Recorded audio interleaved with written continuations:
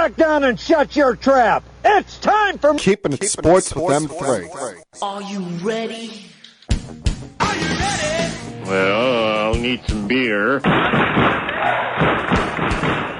you ready? You have to ask me nicely. Come on now, don't be bashful. Are you ready? Are you ready for Place for the best sports talk and news surrounding each league. I can prove it with my usual flawless logic. Hey man, this time we'll do it my way. What's your name again? And now, here's your host, M3, Mike Rosansky. Good afternoon, everyone. Coming to you from Cherry Hill, New Jersey, it's time for Keeping It Sports with M3, powered by the Connecticut School of Broadcasting.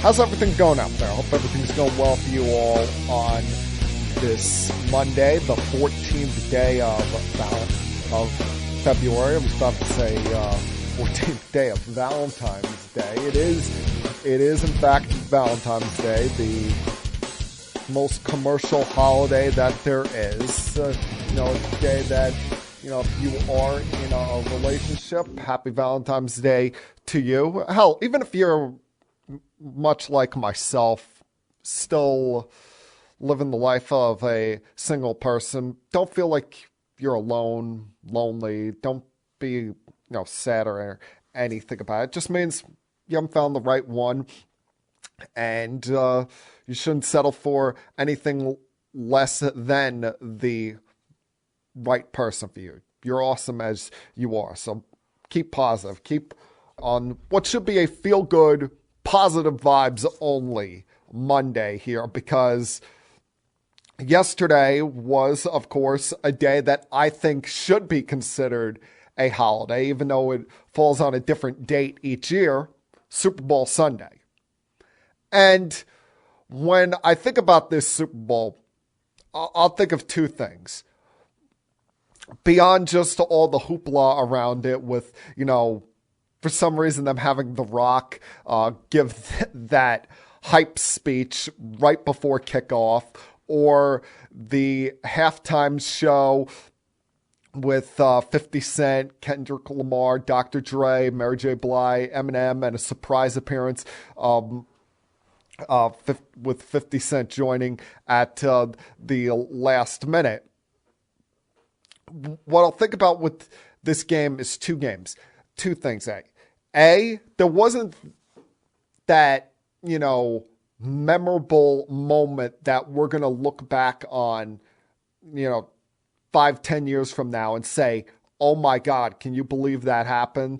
Like the helmet catch, or James Harrison's 101-yard interception return before halftime, or the Saints doing an onside kick. Nothing like that. This is not going to go down in the archives as one of the all-time classic Super Bowls.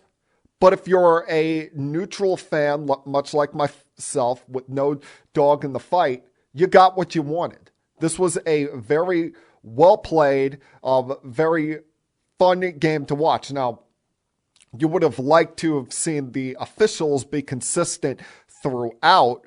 I mean, they blow the whistle 4 times in the last 2 minutes for 4 penalties, 3 against the Bengals. You would have liked them, if they're going to let the guys play, let them play continuously. I thought the penalty against Logan Wilson there on the 3rd down with holding on Cup was a little bit ticky-tack. I mean, maybe to the letter of the law, it was the right call, but the way the game was being played, it didn't feel like it was a necessary thing, especially when early on they missed what was a clear, whether you want to call it offensive pass interference or face mask, penalty that should have been called on T. Higgins with his grabbing of Jalen Ramsey's face mask on the first play of the second half. But outside that, this was an overall fun game to watch. I thought the Bengals took my advice a little bit too much to heart early in the game when Zach Taylor's calling for a fourth down play at midfield in a scoreless game. 5 minutes into the game. It's one thing if you're on the Rams 15-yard line, 10-yard line, something like that. You want to show aggression, but you give the Rams the ball at midfield there and set up Kupp and Beckham for a short field, a short drive on there. It stunk for Odell Beckham because he got off to a good start in this game, had the touchdown on that following drive, as I said, was playing reasonably well, even had another long catch after that. But then late in the second quarter goes down with the knee injury that, none of us want to speculate. None of us want to be doctors, but it looked like he might have retorn his ACL there. Sucks for him because A, he's been on his best behavior since going to LA. B, he's performed and definitely earned a new contract, whether it be with the Rams or someone else. I thought, earlier this year, he would have been lucky to get, a 2-year deal, but now he's going to get probably, without this injury, he probably would have got a 3 or 4 year deal at least $10 million per year. And if he's injured, knocking him out for the 2022 season, that could hinder his earning power. Plus, he had become an important part of that team. Now, ever since Robert Woods went down, he's been that number 2 or 1A, 1B to Cooper Kupp in what last night was the finale of an all-time historic year, a year where, quite frankly, he set himself up on a Hall of Fame pace. He set himself up on, a trajectory that if his career keeps going, maybe not in years like this, but, because we already knew he was great coming into this year, but this year was just astronomical with how awesome he was. But if he just, stays healthy and keeps performing at the way he's been, he's going to be a Hall of Famer at some point, especially when you look at the fact that this year he was the regular season triple crown for receivers with catches, yards, and touchdowns. He was named the Offensive Player of the Year and was Super Bowl MVP. The only receiver in history that's ever done all of those in a career was Jerry Rice, and he did it in 1 year. And you look at his overall stat line. Yeah, he had 2 touchdowns, but it was only 92 yards. There'll be a lot of people that out there will say, "Oh, maybe should have Stafford been the MVP because he was the quarterback and was clutch on the final drive," or Aaron Donald because he seemed like a man possessed in the second half. But in that final drive for the Rams, he was Mr. Everything for them. He had 4 catches for 37 yards. And, the Bengals knew the ball was going to go to him every time and couldn't do anything about it. Especially because, the Rams had to throw the ball there. They were unable to run the football all night. They couldn't just settle for a field goal after a botch on the placement of an extra point earlier in the game. And, that drive, did 2 things. A, continued showing the dominance of Kupp, but B, it took time off the clock. By the time they scored, there was, about a minute and a half left to go in this game.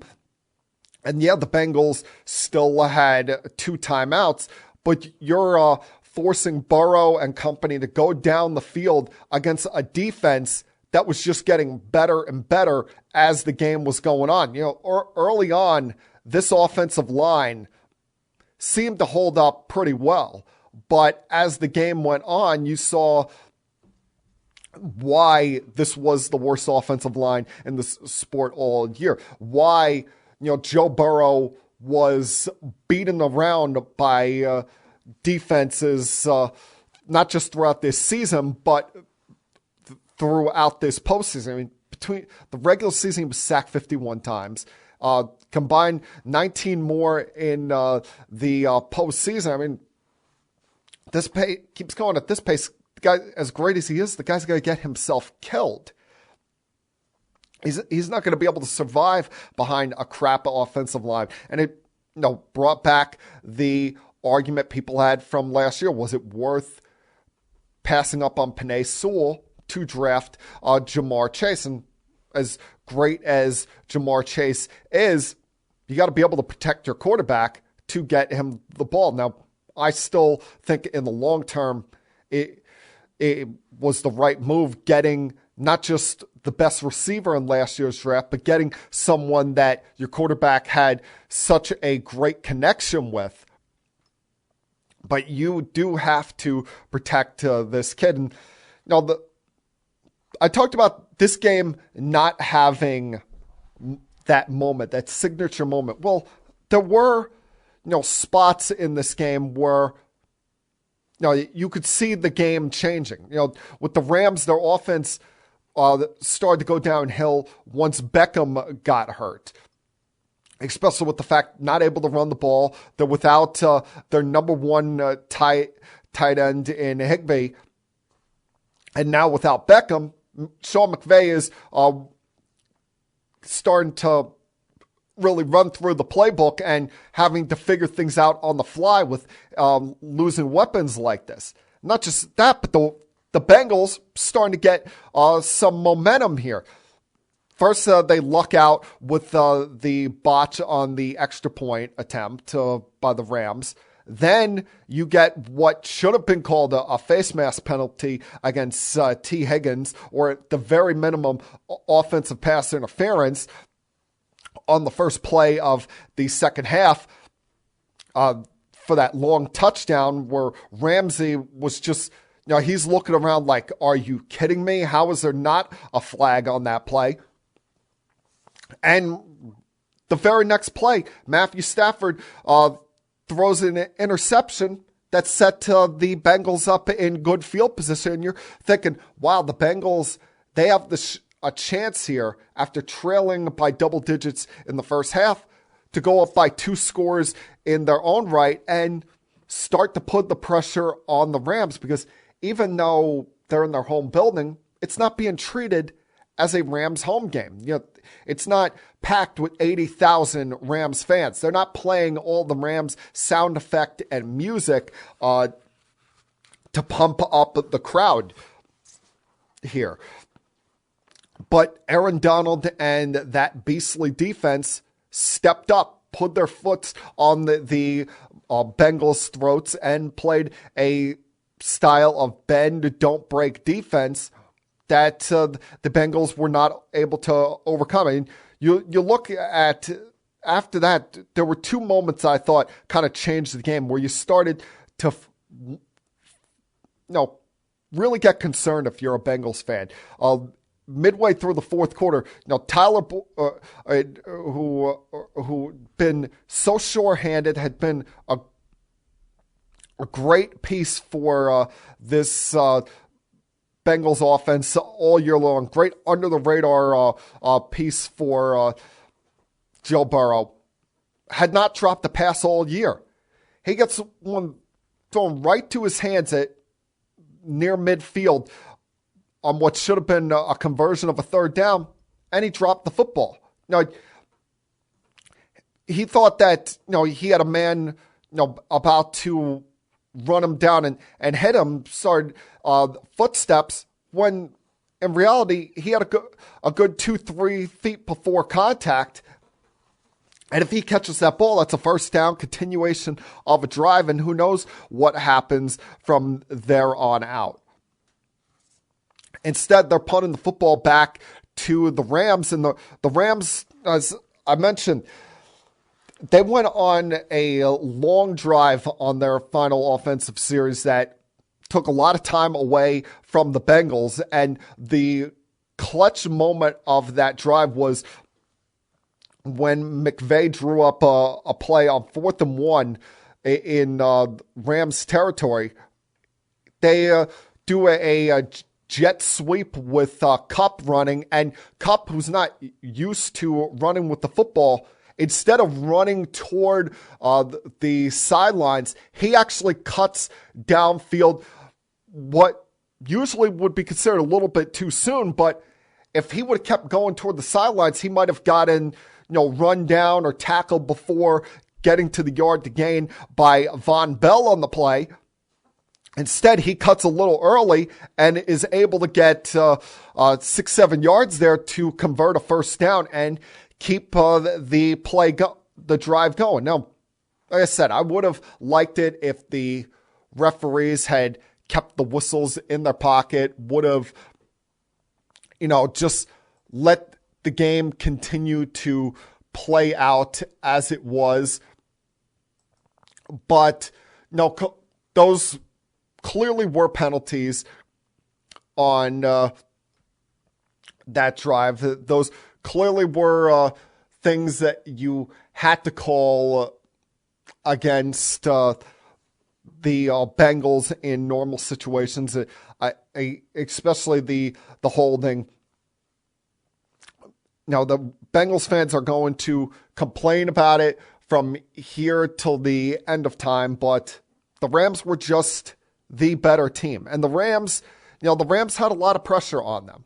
The Rams had the pressure of trying to, maybe not validate, but put an explanation point on the season of Cooper Kupp, justify all of the moves that they have made in the last 4 years since they last went to the Super Bowl. I mean, you look at it, everything that they've done the last 3-4 years has been building to this moment. You start even before their previous Super Bowl appearance in the 2018-2019 season, bringing in Andrew Whitworth, the longtime Cincinnati Bengal, to give them a stabilizer at left tackle. Even at 40 years old, he's still playing like one of the top offensive linemen in this sport. But after that, all of the trades that they made, trading 2 first-round picks to go get Jalen Ramsey in 2019. Just over a year ago, trading 2 more first-round picks and Jared Goff, who was their quarterback for their last Super Bowl, who they had just given a big contract to about a year or two prior, to go get Matthew Stafford, a guy who a lot of people had mixed feelings for. There were those who looked at him, thought he was just a numbers guy and couldn't perform in the big spot. And then there were those who said that, he was being held down by the Detroit Lions. Well, those who said he was being held down by the Detroit Lions proved to be right, because he did perform in the big moments, especially this postseason. And then, they made strengths even stronger.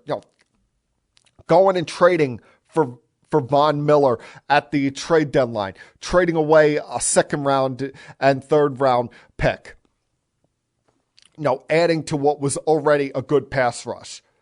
About a week and a half later, they go get Odell Beckham Jr. And you're thinking at the time, that's just, that's a luxury pickup. Well, Robert Woods got injured about 72 hours later, and Beckham turned from a luxury pickup to a necessity. Hell, even at the start of the postseason, they're without both of their safeties due to injury problems, knowing they're going to be without Jordan Fuller for the rest of the year due to an ankle injury. And they go drag Eric Weddle out of retirement, who had been out of football for the last 2 years.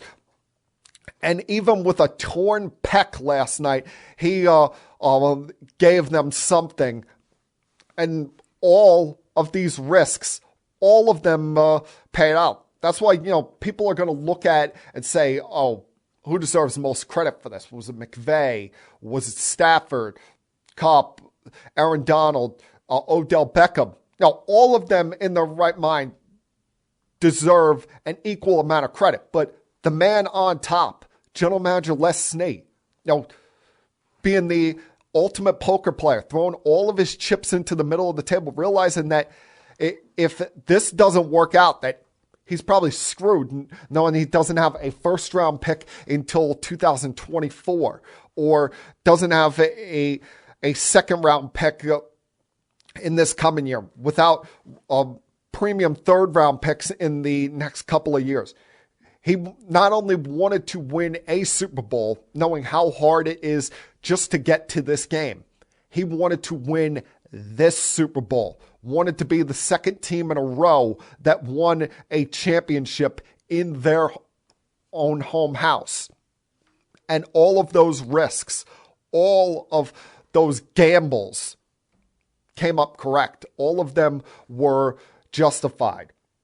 Now, on the other end of the spectrum, you're a Bengals fan, you're a Bengals player, coach, front office, it's a long day for you.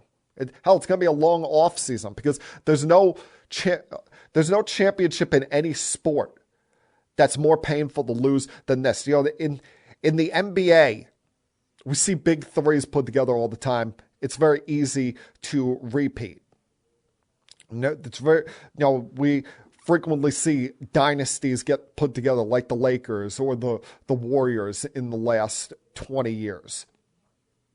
Major League Baseball, we've been able to see some teams repeat, whether it's due to great pitching staffs or, changing things up every year with a piece or two and having an all-time great manager to run the show.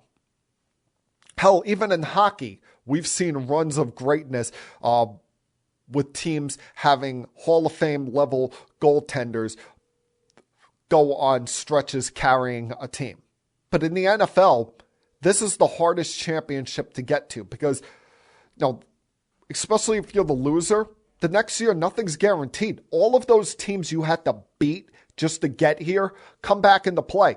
The Bengals are going to have to deal with the Chiefs, going to deal with the Bills. We'll see what happens with the Patriots now that they're going to have a new offensive coordinator. But Bill Belichick is still there, so you expect them to be relevant.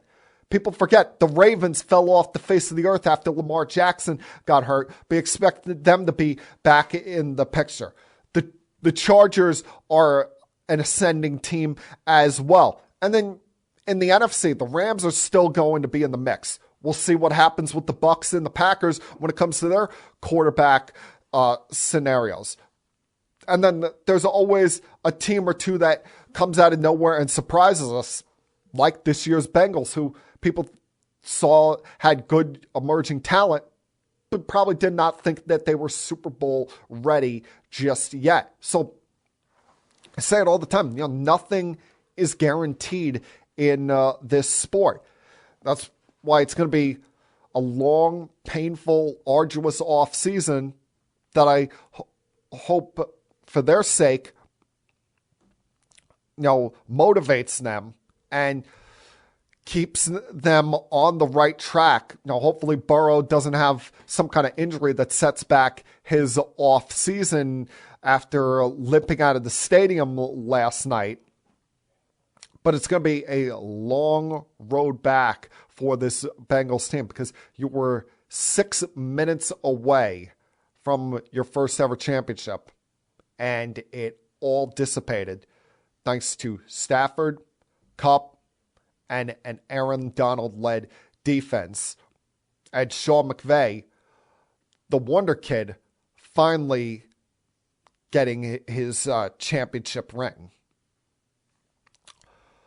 All right, I will continue to touch on the Super Bowl as the hour goes along. Give us some more thoughts as we continue on here. But now, unlike previous years, there are other things to talk about on this post-Super Bowl Monday. Give some thoughts on the news over the weekend about Kyler Murray, the NBA trade deadline, some thoughts about Major League Baseball with some news made by the Mets over the weekend, and is Tom Brady about to make a big mistake? So I'll get to all of that and more. Please, just sit back, relax, help put your feet up if you feel like it, and continue keeping it sports with M3. I'll be back.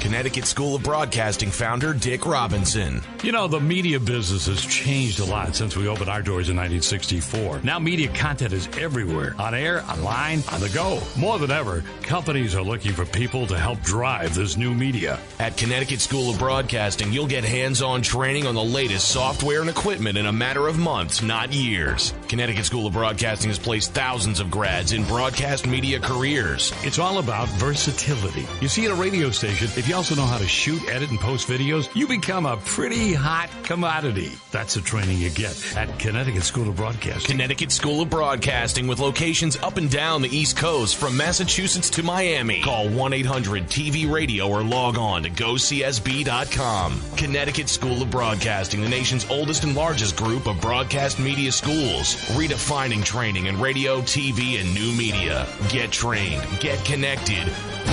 1-800-TV-RADIO.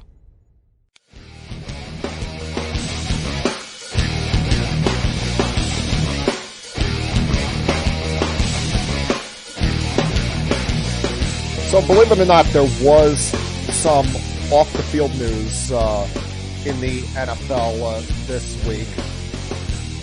First with the final coach opening in the NFL being filled.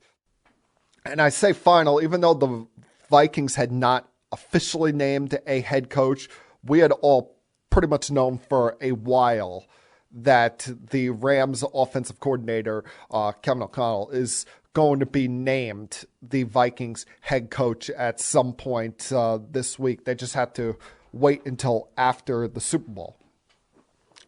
But the final head coach hiring was made when the Texans hired Lovie Smith as their head coach. And Lovie's been a good, solid head coach over the course of his career. Got the Bears to a Super Bowl with Rex Grossman as his quarterback. Now, things didn't work out in Tampa Bay, mostly because A, Jameis was a young quarterback, and B, all the way around, that was just seemed like a bad situation with a front office that didn't feel like they knew what they were doing at the time and didn't have a lot of talent around him to truly build that into a winner. But he gets what's rare in this day and age, a third opportunity as an NFL head coach. And what sucks about it is it was, the Texans, were almost shamed into doing this hire, because 8 days ago, they were all prepared to hire Josh McCown as their head coach. And then when it started to come out that there was not going to be any minority head coaches outside of the Dolphins, with Mike McDaniels, who's biracial, being hired in this coaching cycle, the pressure almost came down on the Texans. Like, you can't hire a first-time white head coach, a guy who's not even been a coordinator in this sport, even for as much as you may like the guy. So, and Lovie wasn't even given an interview until about a week ago at this time. So it almost felt like they were shamed into this hire. Now, what sucks in this coaching cycle is, we've talked about the Brian Flores stuff, and we'll continue to monitor how that plays out. But once again, Eric Bieniemy did not get a head coaching job. And people are going to continue to bring up that, he was coaching Andy Reid's system, that he doesn't get wherever he would go, wouldn't get to bring Mahomes, Kelsey, or Hill with him. And while that is true, His predecessors got chances at being head coaches. Hell, Doug Peterson just got his second head coaching job. Matt Nagy got to be the Bears head coach probably a year longer than he should have, and he was terrible at that. Shouldn't Bieniemy, who served in the same role as those two, get that same opportunity to try and fail? Now, it doesn't make sense to me. But now his contract's up with the Chiefs, so we'll see if he moves on to somewhere else. And maybe moving on somewhere else as an offensive coordinator, that will propel him to a better opportunity as a head coach, because there won't be the yeah buts hanging over his head. Now, a couple of quarterback situations have come up in the last couple days. One with a young quarterback who might need to calm the hell down. And that would be one Mr. Kyler Murray, who last week removed any references to the Cardinals on his social media accounts, which only had pictures up of him at Oklahoma or him playing baseball. And that in itself seemed kind of weird. Now you're like, what's going on there? What, is there a rift? And yesterday we would begin to learn through all of the pregame shows, whether it be on NBC, whether it be the NFL Network, ESPN, that there's a bit of friction between Murray and the Cardinals organization. Kyler believes that he has been made into the scapegoat for their 34-11 loss to the Rams in the first round of the playoffs, where he threw 2 interceptions, was getting swarmed by that Rams defense all game long. And the Cardinals believe that Kyler Murray is a bit self-centered, immature, and is turning into someone who likes to point the finger a lot, which, as the old saying goes, you point one finger at someone else, you got 3 fingers pointing back at you. It sounds to me like Kyler is not taking much accountability, not taking much acceptance for his failures late in this season, where everything was great and grand when they were 7-0, but all of a sudden they go 5-5 down the stretch, fall into a wild card spot, and lose in the first round. Things are a little tough for Mr. Murray. First time where, you remember, this is the first year where the Cardinals were truly considered a contender. This was the first time in his 3 years in the league that they had made the playoffs. The first 2 years, they were kind of, that cute story where it's like, look at Kyler Murray making all these cool video game-like plays. Now it's, okay, there's an expectation to perform, especially after a 7-0 start. And he doesn't want to take much accountability into his falters, especially after losing his teammate, DeAndre Hopkins, for these final several weeks of the season. Now, it comes at an interesting time because Kyler's going into the 4th year of his rookie contract. And usually at that point, a lot of guys, not only do they look for their 5th year option getting picked up, which the Cardinals will probably do by May 2nd. But he's going to look for a contract extension, look to make more than the $5.5 million he's set to make next year. And while he's off to a good start in his career, been a Pro Bowler twice, Rookie of the Year, I think what I would do with the Cardinals, especially after this incident, this reported signs of immaturity, I'd pick up the 5th year option. And let things play out. Hope that some of his teammates, hope that, guys like Larry Fitzgerald, who still is close in that organization, reach out to this kid and, tell him to grow the hell up, get his head out of his ass, stop feeling himself so much, and realize that he's got to hold himself accountable as well, not just teammates and the organization. And, hope that next year he grows from this, that he shows some maturity from it. And then next offseason, he performs this great again, has an MVP caliber season. Then you talk contract extension. But I'm not going to talk to a guy when he's acting like such a big baby and he faltered down the stretch like so. I want to see him perform in a tough moment one more time and see how he reacts from there before I decide whether I'm going to give him a contract extension to the level of what Josh Allen just got from the Buffalo Bills. Now, before I take a break here, I want to give a piece of advice to a certain future first ballot Hall of Famer. And that being one Mr. Thomas Edward Brady Jr. 2 weeks ago, I said we all jumped the gun when talking about Tom Brady's retirement. Then what do I know? About 12 hours after saying that, he announces his retirement on his podcast. Last week, I'm, reflecting on the career of Tom Brady.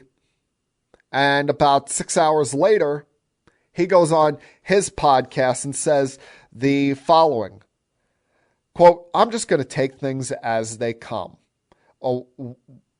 I think that the best way to put it, and I don't think anything, you never say never. At the same time, I know that I feel very good about my decision. I don't know how I'll feel in 6 months." And that was in response to Jim Gray asking him thoughts about potentially coming back. Tom, you used to be very unlikable, and that's just because people viewed you as the pretty boy. You've won all those championships with the Patriots, the most hated franchise in professional sports over the last 20 years, with the most hated coach in all of professional sports. And people are jealous and envious of those who have success, who make a lot of money and have supermodel wives and live the lives that they only wish they could. Then you became likable because you left the Patriots, went to Tampa Bay, or as became factually known by people down there as Tampa Bay. You won a Super Bowl in your first year there, became the first team ever to win a championship in your home building. And you became rather likable, really a guy that people could almost relate to. Well, now, this puts you more toward the realm of unlikability. Because Brett Favre did this same thing the last 5 years of his career.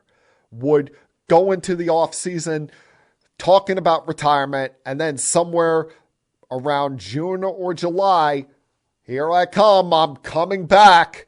And it used to piss everyone off. As the years went on, we got more and more annoyed by Brett pulling this stunt. Don't be Brett Favre. Don't do this nonsense. If you want to come out later tonight on your podcast or next week or something by the end of this month and say, you know what, I had a change of heart, or I was just kind of playing games with the media because they made an announcement before I was ready to, but I think I'm going to come back and play for the 2022 season, then that's fine. No, we're all good with that. But if you string this out through the off season, you're just going to piss a lot of people off. You're going to become the story when you shouldn't be the story. I mean, Tom Brady, the story about Tom Brady was all over Super Bowl week when it should have been just about the Rams and the Bengals. We're talking about, when is Tom Brady going to come back? Is he coming back for the 2022 season, or is he going to retire for a year and come back at age 46 for 2023, which I think would be the most asinine thing he could ever do. If he came back, played this year, and then played in 2023 at 46, I think he'd be fine. He's shown no signs of decline, and he's been able to avoid the big injuries since that torn ACL in 2008.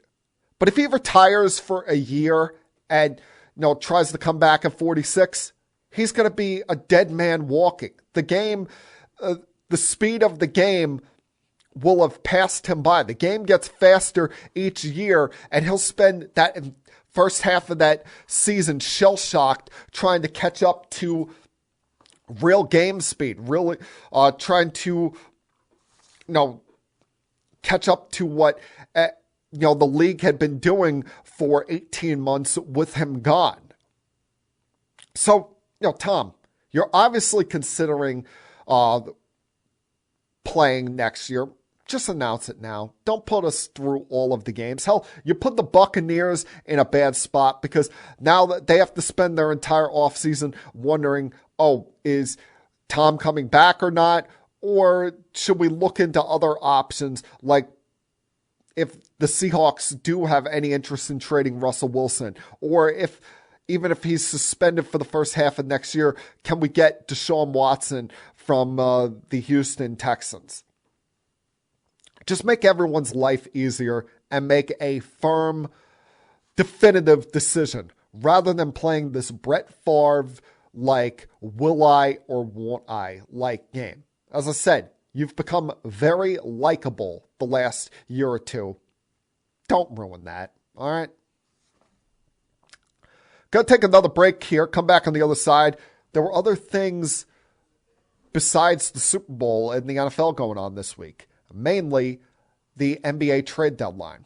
Look back on that coming up. Continue keeping it sports with M3. I'll be back.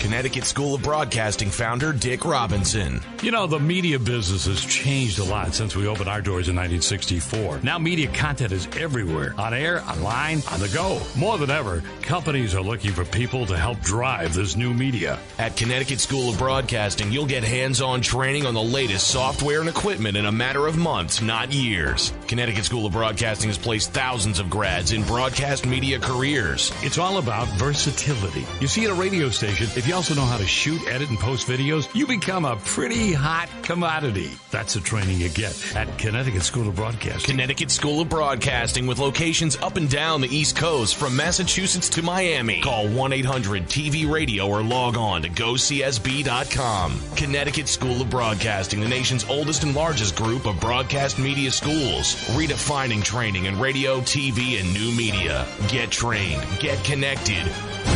1-800-TV-RADIO.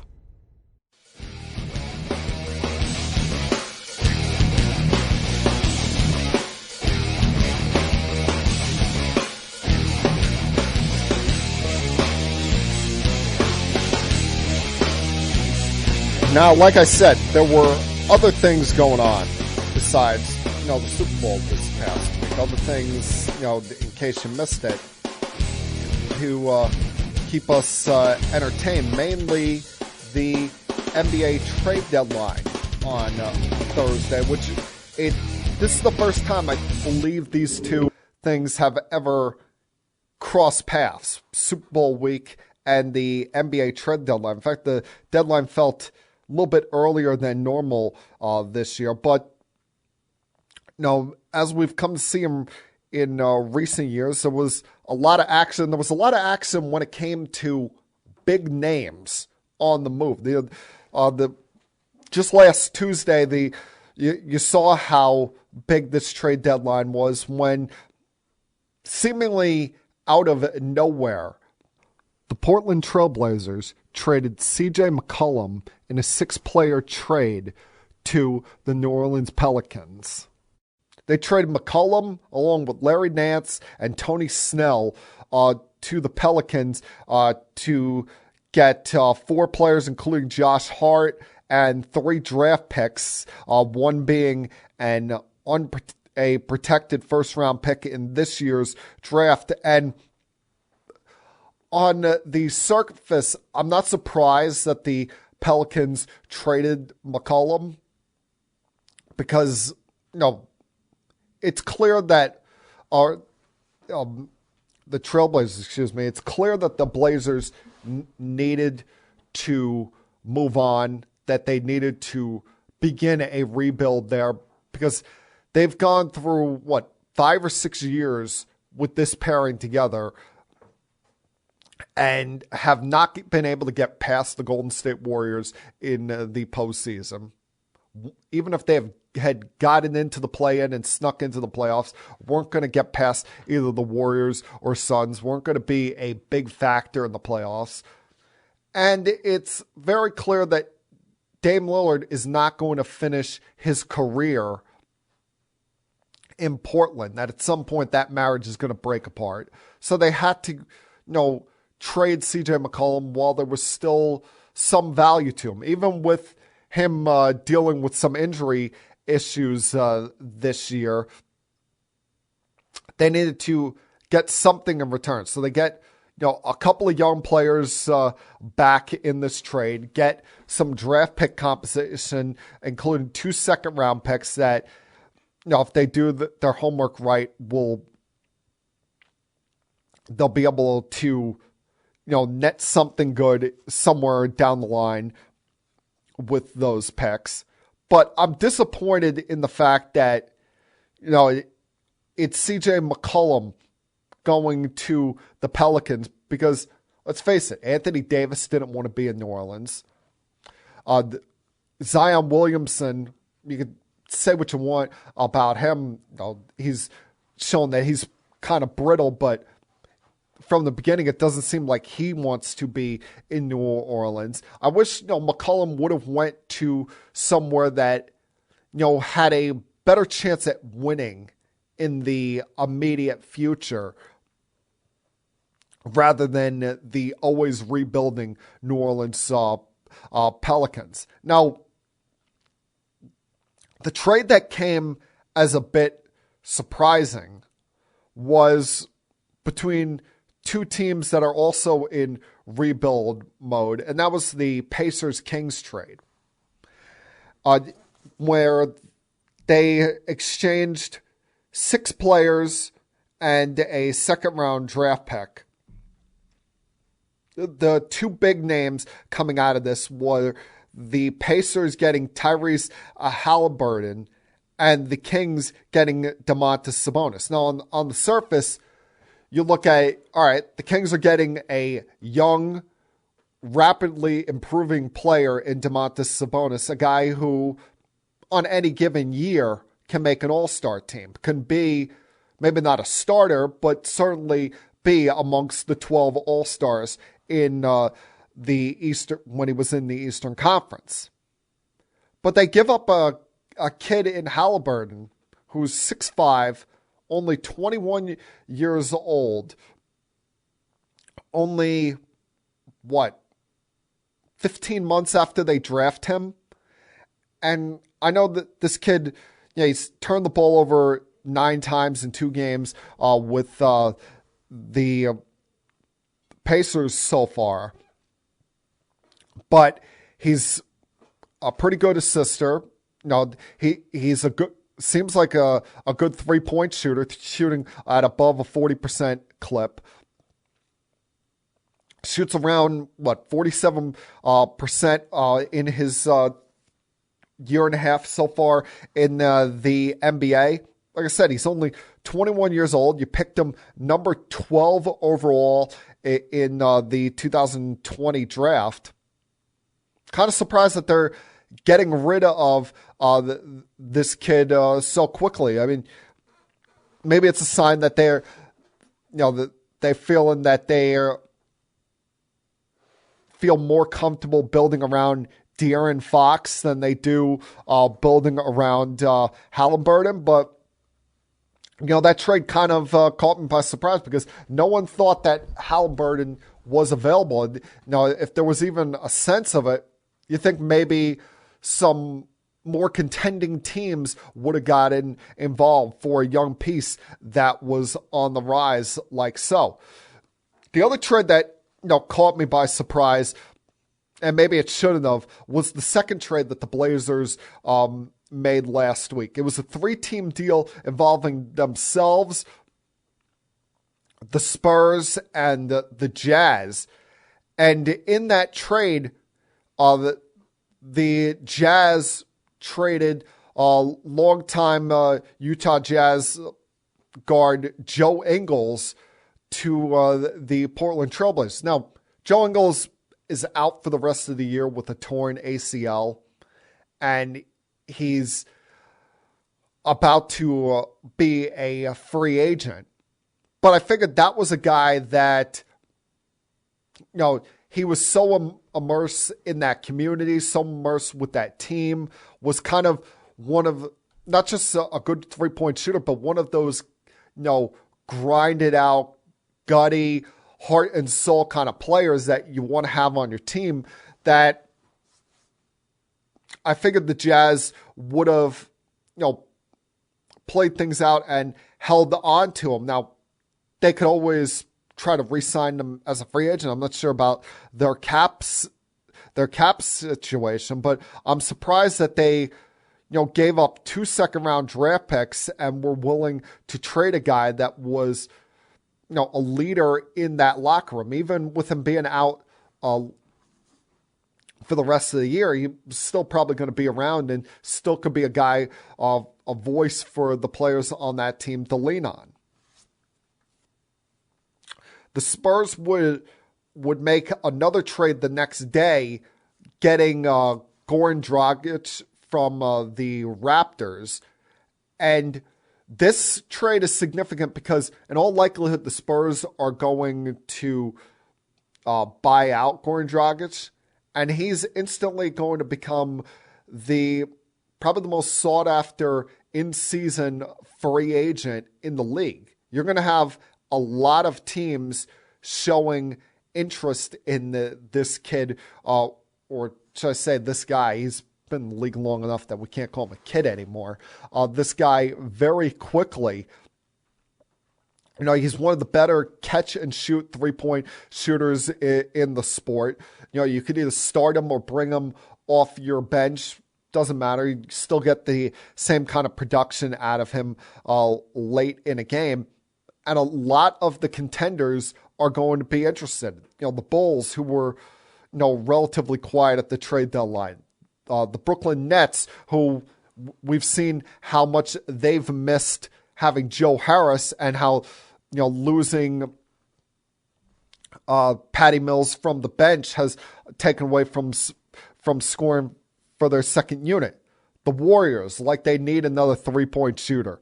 The Lakers, who can't get out of their own way. The Milwaukee Bucks, who the Bucks I thought made one of the wisest trades at the deadline. Now, they were involved in the always complicated 4-team deal where they gave up 3 players and were able to end up with 2 second-round draft picks, but also got Serge Ibaka. And why that's significant is because people forget, even with how great the Bucks have been playing recently, they've been without Brook Lopez for pretty much all season after having back surgery. And they're still unsure whether Brook is going to be able to come back this year or not. So getting Serge Ibaka provides them some insurance. Now, Serge Ibaka is a better blocker than Brook Lopez, but they're about the same when it comes to rebounds. They both like to shoot outside the paint. What this does is now you can, even though he's played reasonably well, you can bring back Bobby Portis to being an off-the-bench reserve guy, be that energy coming off the bench with the second unit, and have Ibaka start at center. This way, whether Lopez comes back or not, you have some insurance as far as size inside, and helps out your bench at the same time. And, like I said, their bench could improve over the next week or so if they are able to be the team that signs Dragic at a time where you would think it's overkill, but they are going to need him now with losing Pat Connaughton likely for the rest of the regular season to an injury. Now, the Bucks, they're not fooling around. They are showing that they are in this to win it and put together a sustained level of success here while Giannis is in his prime.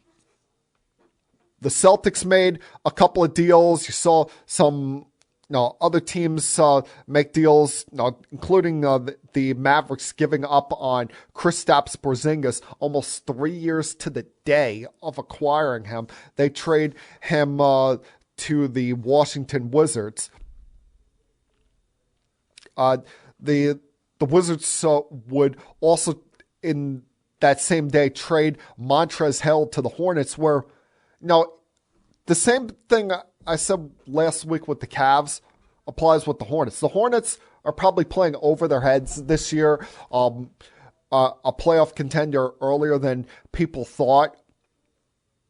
You make a move like this, bring in an experienced veteran who's been through the grit and grind of postseason success, provides that young group with a little bit of spark and enthusiasm saying, hey, our front office believes in us. Our coaching staff believes in us. Why not us? Same thing I said last week with the Cavaliers when they got Karis LeVert. Show your team, show your young players that you believe in them and that this isn't just a full-on rebuild. Of course, the trade that is most significant to me was the news of James Harden getting traded to the 76ers. And, a lot of emotions here. First off, I'm pissed off at James Harden because, quite frankly, I feel like the last 14 months was a waste with having him on this team. I mean, the 76ers should look at this as almost like a buyer's beware situation, because he pulled this same playbook to get out of Houston, got out of shape, wasn't playing every game. Now with the Nets, we'll see if he was faking injury or not to force his way out of Brooklyn due to, now you're seeing and hearing all the reports coming out about how unhappy he was with the Kyrie situation and how their relationship just completely fell apart. And he wasn't willing to tough it out at a time where Kevin Durant is injured and where Kyrie, due to his own personal choices, couldn't play home games or play games in the confines of New York City. But he also probably knows what we all know, that is, if it wasn't for the vaccine mandate with Kyrie, it would definitely be something else that Kyrie was pulling off the court, preventing him from playing. But, the Sixers should have some buyers beware here that if things don't work out, say Embiid gets hurt or Harden, his body continues to betray him, because that's a big thing here. He let himself intentionally get out of shape when he was in Houston at the end there. And now look at him. The last year and a half, when he's been always a relatively healthy player, he had 2 hamstring injuries last year that caused him to miss time at the end of the regular season, and then he got hurt in the series against the Milwaukee Bucks. And then you have the hamstring issues that he's been dealing with for the last 3 weeks that have caused him to miss time. Big reason why the Nets have now lost 11 games in a row. Now, who knows if he's going to be able to stay healthy in Philly, where they're clearly trying to win. They believe that they have a chance to win a championship, but they gave, believe it or not, they gave up a lot in this deal. They gave the Nets a good shooting guard in Steph Curry, who's one of the better three-point shooters in the league. He's not Steph, but he's amongst the top 10 when it comes to three-point shooting.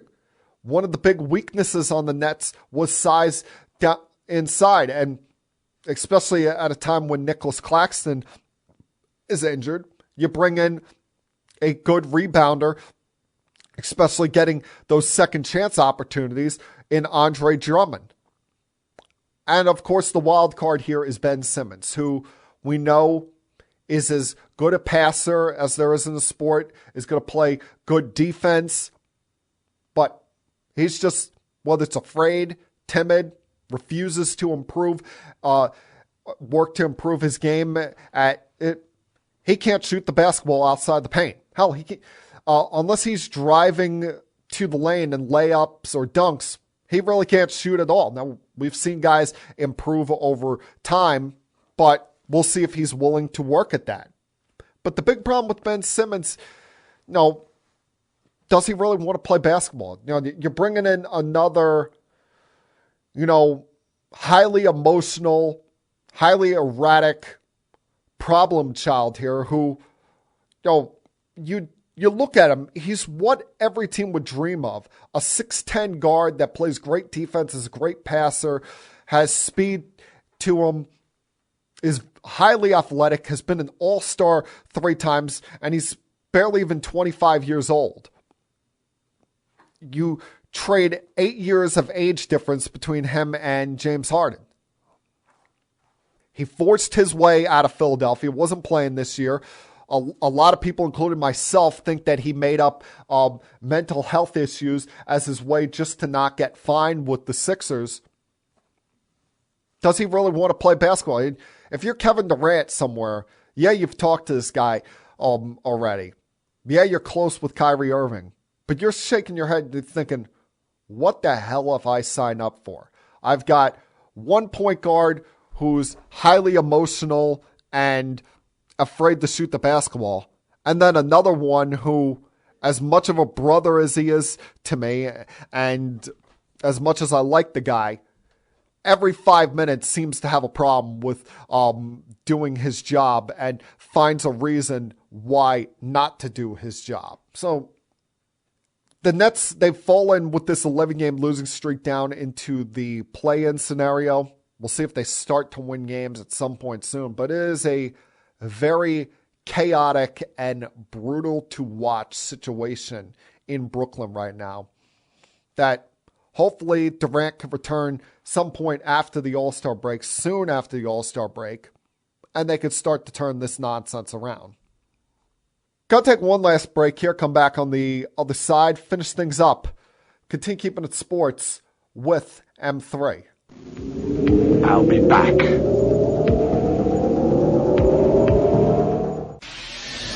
Connecticut School of Broadcasting founder Dick Robinson. The media business has changed a lot since we opened our doors in 1964. Now media content is everywhere. On air, online, on the go. More than ever, companies are looking for people to help drive this new media. At Connecticut School of Broadcasting, you'll get hands-on training on the latest software and equipment in a matter of months, not years. Connecticut School of Broadcasting has placed thousands of grads in broadcast media careers. It's all about versatility. You see, at a radio station, if you also know how to shoot, edit, and post videos, you become a pretty hot commodity. That's the training you get at Connecticut School of Broadcasting. Connecticut School of Broadcasting with locations up and down the East Coast from Massachusetts to Miami. Call 1-800-TV-RADIO or log on to GoCSB.com. Connecticut School of Broadcasting, the nation's oldest and largest group of broadcast media schools. Redefining training in radio, TV, and new media. Get trained. Get connected.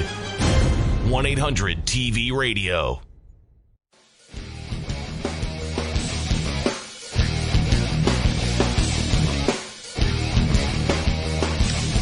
Okay, only a few minutes left here, but let's finish out this podcast for the week.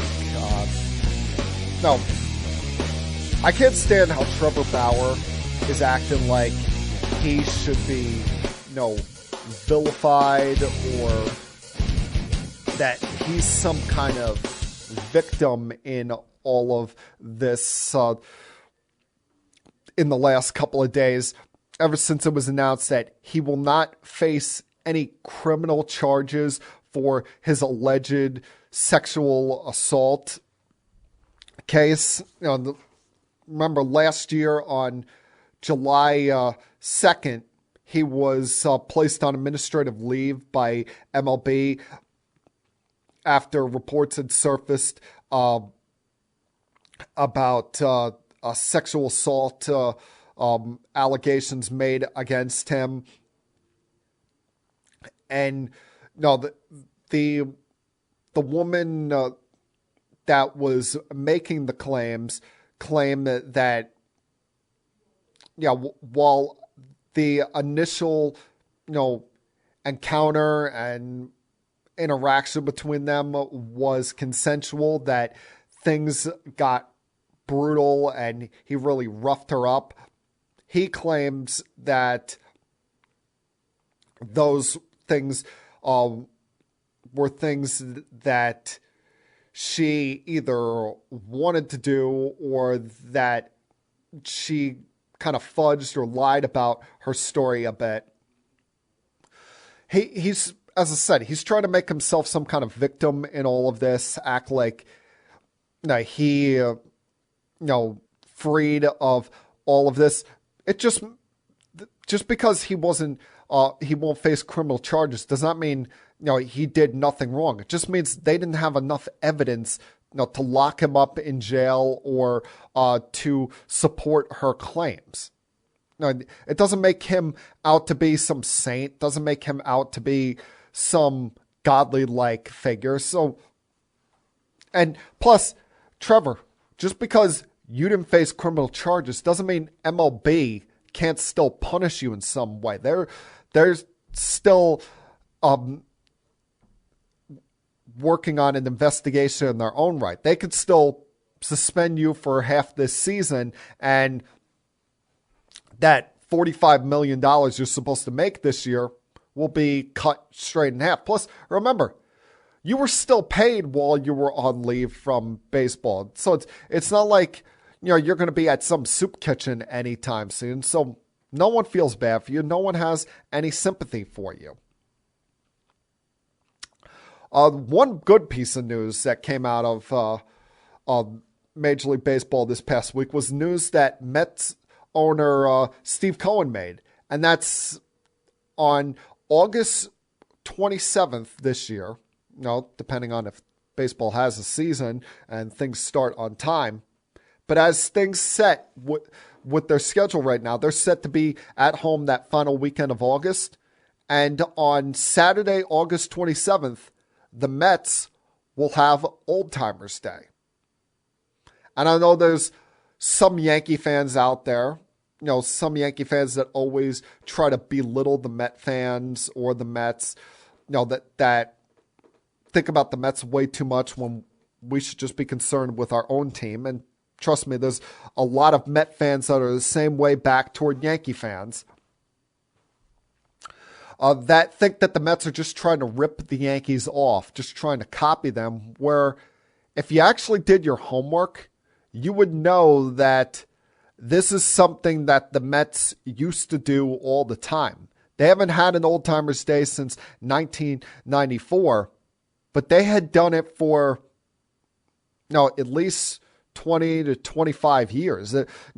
Back in the old days, they would bring back, former players of theirs to face former players from other franchises.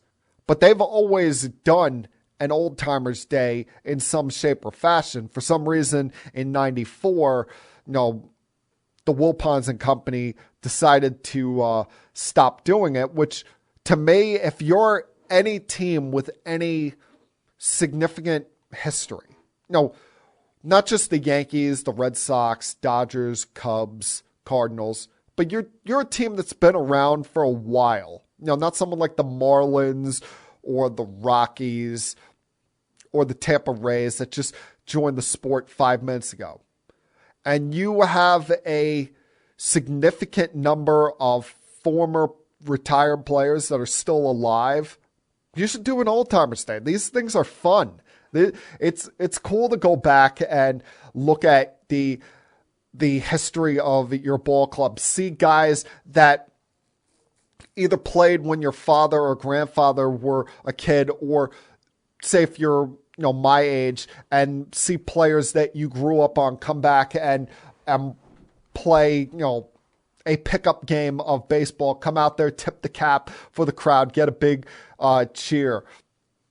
I always enjoy Yankees Old Timers Day, and I'm hopeful that some point in late June, early July this year that they bring it back. Now, haven't done it the last couple of years because of the pandemic, but with things seemingly heading the right direction, seemingly with the sun rising above the horizon in this pandemic, maybe we can get back to normalcy and get Old Timers Day back going. But I'm happy for the Mets. I'm glad that they're doing this.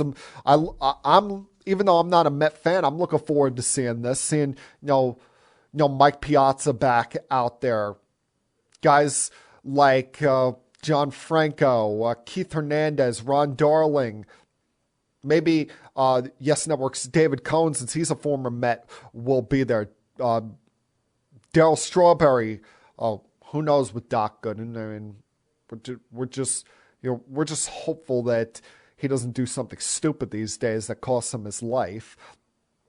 But I've already seen that Daniel Murphy is going to be there. Probably David Wright will be part of this. You got to figure. I'm trying to think. I was discussing this with my brother and a friend of mine the other day. Who would be that Met that shows up that the Met fans would boo? I mean, do the Met fans still hold ill will against Carlos Beltran for the strikeout in 2006? That's something that they need to get over. But, maybe Jason Bay, K-Rod, someone like that, along that lines, Armando Benitez for the blown save in Game 1 of the 2000 World Series that kind of set that series on a downfall for them. I don't think it would be Bobby Valentine. Most Met fans wish that he would come back and manage the team for the last decade.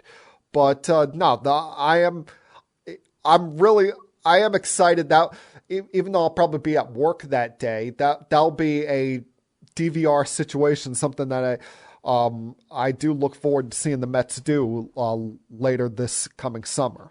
As long as the season gets started on time. And I'm not concerned about the fact that the meeting between baseball and the Players Association was only an hour over the weekend. But what I am concerned about is the fact that they are so far apart on the economics of this, and that, every time they meet, there's always a statement put out there. I mean, it feels like the only thing that they've seemingly agreed on so far is the fact that the National League will have a DH. Other than that, it feels like we're a million miles away from an agreement. And what really sucks is tomorrow was supposed to be the day that pitchers and catchers report for spring training. Tomorrow was supposed to be the start of Major League Spring Training. Now, spring training is still going on. You're still seeing teams show up with their non-40-man roster players. But you don't have the real feel, the real vibe of spring training get going and starting up with baseball coming at the end of March, beginning of April. Now, at this point, I really do believe we are going to have a delay to the season, and hell, might even have games missed. And, Rob Manfred could say all he wants last week that, it would be disastrous if any games are missed. But who do you have to blame for that? Honestly, who do you really have to blame for that? Yourself. Not just the players. Look yourselves in the mirror, owners. It takes two to tango here. And while maybe some of the things the players are asking for is outrageous, like that $100 million player pool for pre-arbitration players who are in the top 30 of WAR, or wanting the luxury tax to jump from what was $215 million to now like $250 million. But they're looking to protect the young players, who some of which won't even see the light of day in baseball and barely make enough money to survive playing in the minor leagues. And they're looking to stop some of these owners, such as Hal Steinbrenner, from treating the luxury tax as a salary cap, something baseball never has had and probably never will have as long as the players' union is this strong and this united. Now, it's around this time after Super Bowl where I'm supposed to be getting excited about baseball season and getting that started.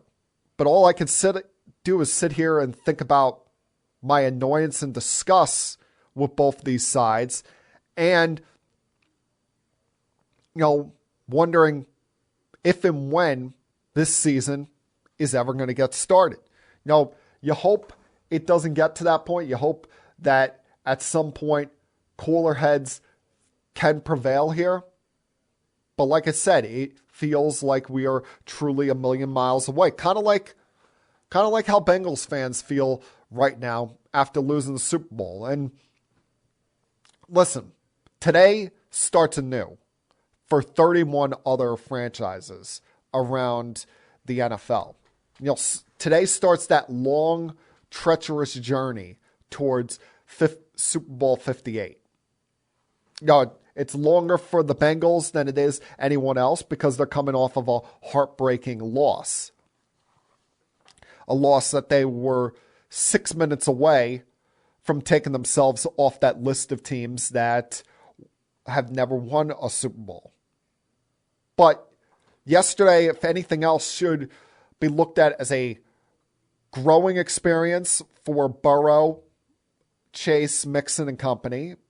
Something that Joe Burrow acknowledged after the game, that while the loss does sting, what they've accomplished, they will at some point celebrate in looking toward the future. And that's what you have to do now. Use it as motivation to say, hey, let's not be, one of those teams that we were just happy to get here. And then people years from now are looking back and wondering, what happened to that Bengals team that got to the Super Bowl and came so close but fell? The important key is going to be them improving their offensive line, because Burrow cannot get sacked 70 times over a 20 game span. Now, poor David Carr got sacked like 80 times in his first year in the NFL and never recovered from it. Andrew Luck got sacked all those times, got hit around in his first couple of years. It led to injuries where he eventually missed the season, came back, and then retired before the age of 30.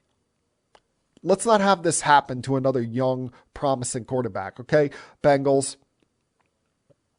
But today begins a new journey for 31 teams around the NFL. Today is also a continued day of celebration for the Rams, and live it up, celebrate it, because, Tom Brady made it look easy for 20 plus years, but it's not.